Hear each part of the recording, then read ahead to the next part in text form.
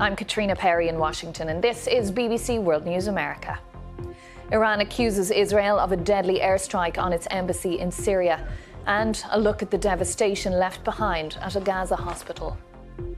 New reports say Russia might be behind mysterious so-called Havana syndrome attacks on Americans, as the US confirms a senior Pentagon official may have been targeted. The US Coast Guard opens a temporary shipping channel at the site of the collapsed Baltimore Bridge.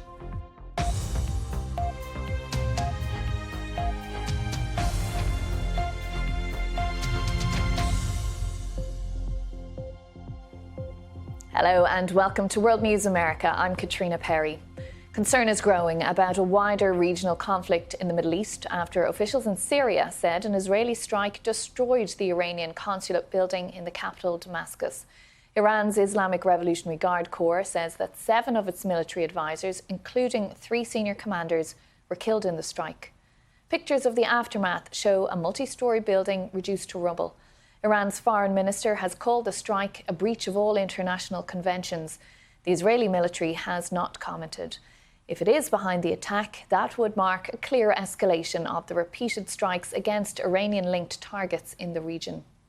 Israel's military has pulled out of the Al-Shifa hospital in Gaza after a 2-week raid left most of the major medical complex in ruins. Our Middle East correspondent Hugo Bachega is in Jerusalem with more on the latest in the region. Iran says Mohammad Reza Zahedi was killed in what it described as an Israeli airstrike targeting the country's consulate in the Syrian capital, Damascus.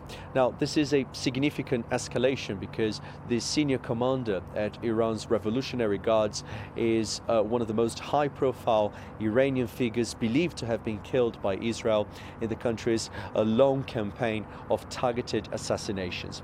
Now, there hasn't been any reaction from the Israeli authorities. In Iran, there has been some strong reaction from the authorities. They've described it as a breach of all international conventions, and they have vowed to give a decisive response.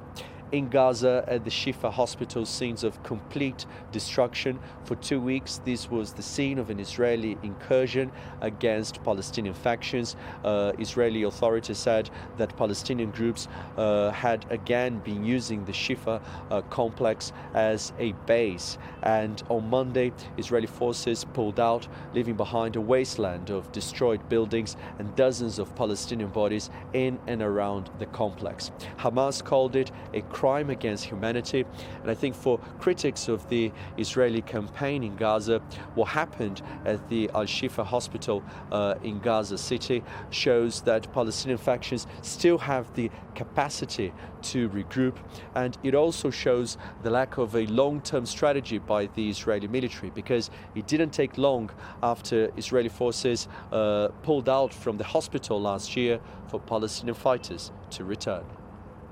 In Washington, senior US and Israeli officials held a virtual meeting on Monday to discuss the Biden administration's alternative proposals to an Israeli military invasion of Rafah in the southern Gaza Strip. President Biden has repeatedly urged Israel not to conduct a large-scale offensive there to avoid more civilian casualties. Let's go now to our State Department correspondent, Tom Bateman. Tom, this was a much-anticipated meeting. Do we know what was discussed? Well, the focal point of the discussion was very much about the city of Rafah in the south of the Gaza Strip. Now, remember that there are around 1.4 million Palestinians of them there, most of them displaced. This is a city of tents, a city of people who have no homes to go to anymore. And so that is why we've seen this increasing sense of urgency from the US administration telling the Israelis, first of all, they were saying that they wouldn't support a ground offensive into Rafah by the Israelis unless there was a workable plan to evacuate people. That message is now gone, and they have been saying for a couple of weeks now that they simply will not support a full-scale ground assault into Rafah, saying that they believe there is an alternative, a more targeted way, they say, to get to the 4 Hamas battalions that the Israelis say are still present in Rafah. So that was always supposed to be the point of discussion here, the Americans presenting their alternative to the Israelis for how they think the military operation should be carried out there. But the meeting itself became the focal point of this growing rift, the dispute between the Biden administration and the Israeli Prime Minister Benjamin Netanyahu, because last week, when the US allowed a UN Security Council resolution vote to pass, which called for an immediate ceasefire in Gaza without making that conditional on the release of hostages, that's when Benjamin Netanyahu said, OK, we're not going to do this meeting in Washington. He pulled the Israeli delegation coming to Washington. So we learned today there would be this video conference meeting between the Americans and the Israelis. So that has taken place. It wrapped up a few hours ago. At the State Department today, I asked the spokesman, Matthew Miller, about the fact that it was only happening virtually. Did this show the US still doesn't have leverage over the Americans? And I asked why just a video conference meeting was taking place. I would not expect this to be our final engagement on this issue. Do you think you can persuade them? I mean, so far, this doesn't feel like, a huge success of your argument, because you've been saying for weeks you don't support a ground invasion of Rafah. The Israeli Prime Minister has been saying for weeks they will go in. So we will continue to make what we believe is the best case to Israel about actions that it should take in Rafah that won't just minimize civilian harm and prevent an unnecessary loss of life in a place where you have somewhere around 1.4 million civilians living today, but also would be in Israel's long-term security interests. And I think that's an important point, that we don't. The case that we are making to Rafah is not just about the interests of the Palestinian people. It's also about Israel's long-term security interests. Tom, Matt Miller saying there that he doesn't think this will be the last engagement, but will there be a meeting in person? Well, it looks as though there will be. We have just had a statement from the White House in the last 10 minutes about the outcome of today's video conference meeting. Now, they have said at the end of that statement that follow-up discussions will include an in-person meeting of the US-Israel Strategic Consultative Group, as they're now calling it, as early as next week. So it's possible that Israeli delegation may now be flying to Washington. That would show us there is some kind of a rapprochement between the Netanyahu government and the Biden administration. But they also make clear in this statement they have expressed their concerns with various courses of action over Rafah, saying the Israeli side have agreed to take these concerns into account and to have these discussions. But remember that Mr. Netanyahu has repeatedly been saying, despite all of the American protestations over this, he will go into Rafah. And remember, this is all a sort of rhetorical debate, because the fundamental, the bedrock of this relationship, the arms transfers, $3.8 billion worth from the American administration to the Israelis each year, that goes on despite the pressure, particularly from inside some of the Democratic Party, for that to be used as leverage by the Americans over the Israelis. OK, Tom Bateman, our State Department correspondent, thank you for that. Well, let's talk some more now about the broader situation in the Middle East and those concerns about a possible escalation. I'm joined by the former US Central Command Communications Director, retired Colonel Joe Buccini. Thanks indeed for joining us. The attack on the Iranian consulate building in Syria, it's been condemned by the Iranians. How serious is that? It's very serious. When I was in U.S. Central Command, these strikes used to come through the command, the American command in the region, all the time. And, Israel's been in this shadow war with Iran, assassinating nuclear scientists, assassinating commanders in the region. We never saw one that was during the day, and we never saw one that was near a consulate. Those two things are significant. But also the level of the commander, Mohammad Reza Zayed, he was effectively the #2 commander in the region. At one point, he was the commander of all IRGC land forces, all Islamic Revolutionary Guard Corps land forces. Very significant in terms of all these pieces. The Iranians are saying that they view this as an attack on their own soil because it was on a diplomatic mission ground.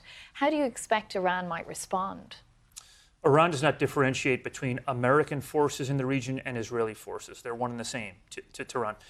I anticipate they're going to attack American forces in Syria. That's the softest targets right now. Those troops, by the way, have buttoned up. Okay, the American forces, they've gone to a higher force posture. They're hunkered down. And then I also think they're going to go via Lebanese Hezbollah to Israeli forces in the north. And what I'd be concerned about is Lebanese Hezbollah attacking Israeli forces in the north. If there's a very significant attack, that would potentially give Netanyahu license to open up a second front. Okay, there's people around Netanyahu that want an Israeli incursion in the north into Lebanon. And I think a significant attack right now could really combust this entire situation. The US has said from when these attacks on October 7th happened that it wanted to try and prevent regional escalation and was posturing, to use that word, accordingly. What happens now? Are those fears about an escalation all the more real? Well, they are. Things had simmered down. Things had calmed down over the past 6 weeks. If you remember the significant strikes the United States and Britain took in early March, things had calmed down since then. Now they're at risk of escalating again. A big Lebanese Hezbollah attack in the north. You think about it right now, there are thousands of Israelis in northern Israel who've been moved out of the area. They feel like Israel's gotten smaller because of Lebanese Hezbollah's continued attacks into northern Israel. If there is a massive attack now in retaliation, I feel like Netanyahu is really going to be tempted to start an incursion in the north. And Israel is going to be so stretched thin, that's really not a good idea. So what does the US do now? It's having those talks, as we just heard from Tom there, about avoiding an incursion into Rafah. But what's the role for the US in terms of that Iran-Israel front you're describing? Well, right now, this personal diplomacy between Biden and Netanyahu, it's not working, has not worked.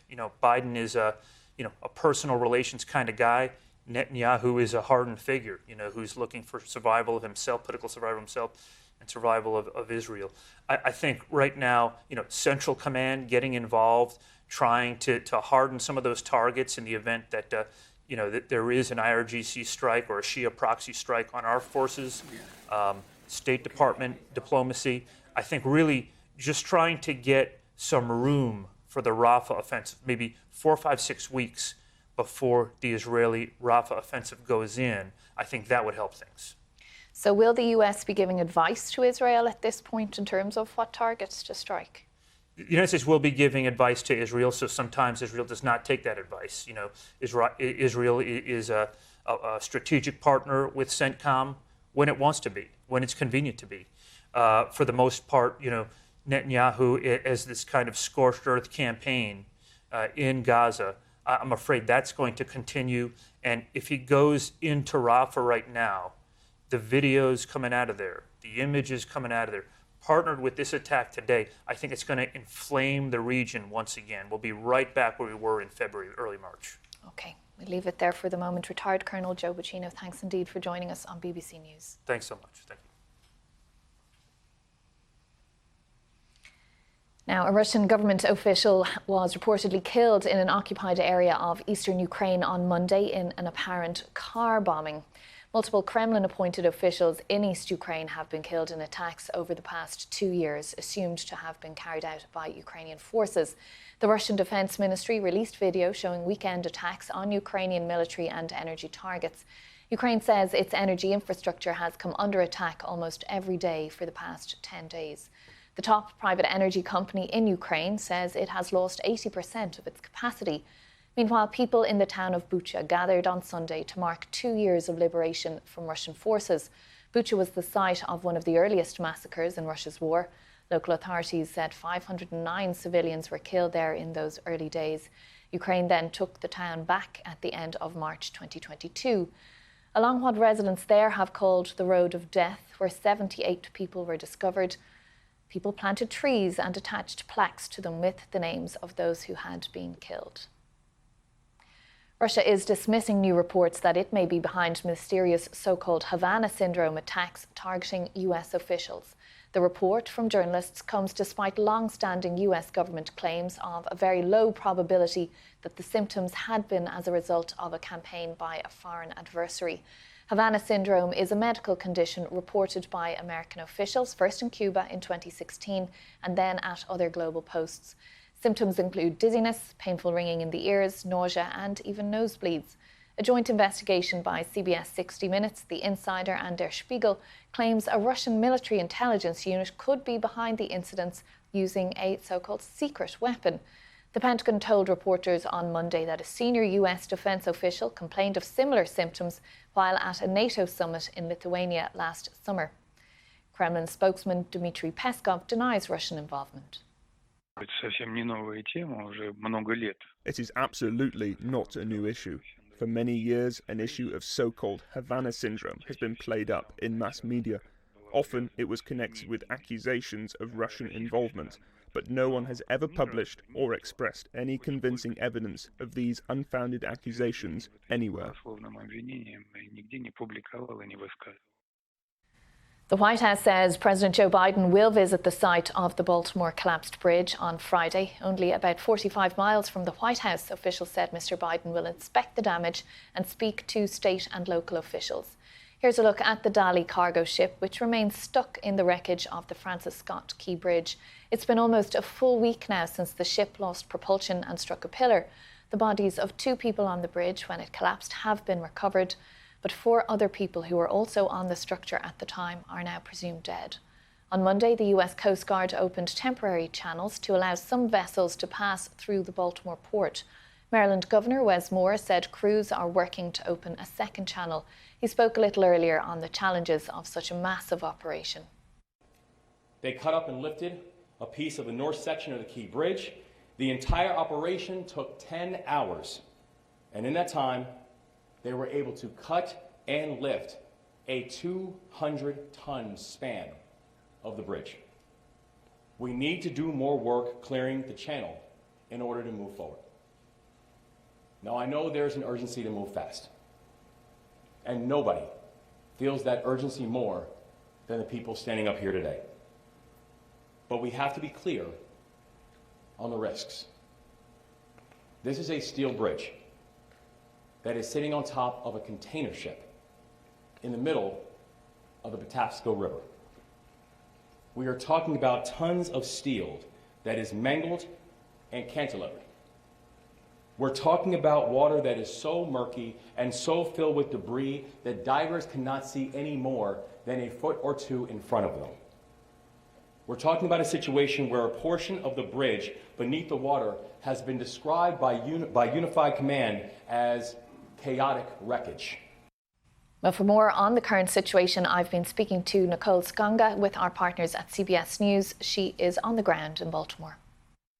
Nicole, they've started the process to cut and remove parts of the bridge and open these temporary shipping channels. Can you talk to us a bit about how they're operating, what kind of vessels are moving around?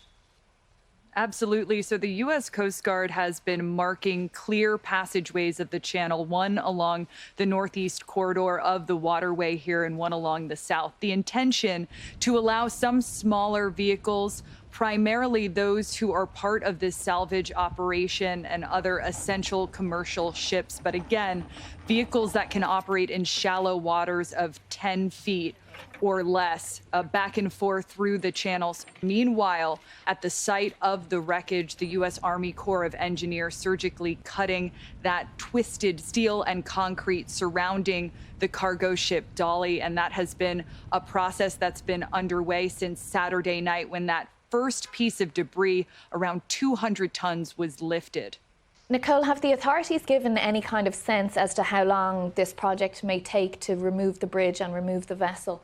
Right now, there is no timeline. We're told that this is a painstaking process. In fact, yesterday, I spoke with the head of the Unified Command of the U.S. Army Corps of Engineers here. She told us that just rigging one piece of the debris onto that giant crane that we've all seen pictures of, the Chesapeake 1000, the crane that can lift up to 1,000 tons. Well, that process alone, that rig, could take as long as 1 week. And so we don't expect to see the debris out of the water in weeks, possibly months, but even now, officials very reticent to give a timeline here, saying they're taking it a day at a time, really step by step. And we should point out that in between every cut that the U.S. Army Corps of Engineers are making, they're actually sonar scanning this sort of twisted metal and cement structure to ensure that no pieces have come loose or dislodged, to ensure the safety of the divers, and most importantly, to check to see if they can spot any vehicles or human remains.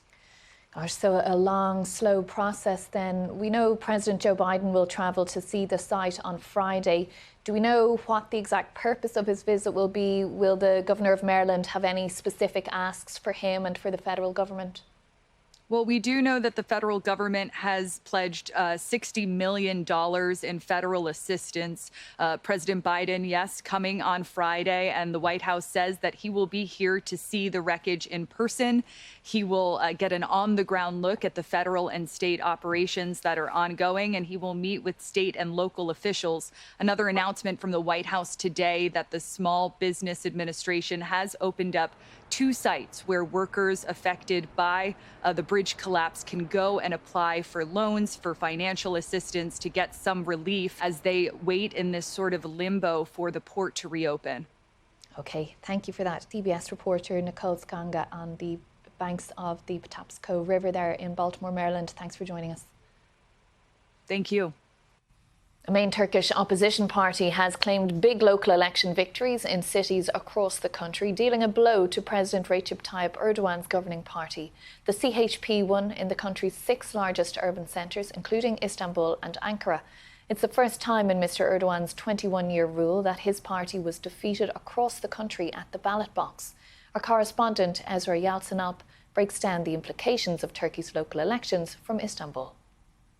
Turkey just had its local elections, but they have immense national implications. First of all, President Recep Tayyip Erdogan's ruling Justice and Development Party, AKP, had a shocking defeat. This is their first elections defeat in their 22-year rule of the country. Nobody really saw that coming. But another element that nobody saw coming was the historic win by the main opposition party, the Republican People's Party, CHP. With the results, the CHP is now the largest party in Turkey. And this is the first time in 47 years, so since 1977. And in addition to securing 5 more years of governance for the economic and social powerhouse of Turkey, Istanbul, and the capital, Ankara, CHP has also secured governance of the traditional strongholds of AKP, which is more than the traditional strongholds of CHP in the coastal regions and in the western parts of the country. And a figure to watch is Ekrem İmamoğlu, the Istanbul mayor. He is considered to be the biggest challenger to Mr. Erdogan in decades. And today, with the victory, the opposition has refreshed their hopes for the upcoming presidential elections in 2028. Mr. İmamoğlu is the person who's likely to stand against Mr. Erdogan at that time. So the CHP and the mayor's performance in the upcoming years will certainly be a huge element to determine who will have the wind blowing behind their back at that time. Well, let's check in on some important news from around the world now. In Scotland, a new hate crime law has many people worrying that it may undermine freedom of speech. The legislation creates a new crime of stirring up hatred relating to characteristics including religion and disability, among others. While the Scottish government says the law shields groups from prejudice, critics, including J.K. Rowling and Elon Musk, fear it could be weaponised politically.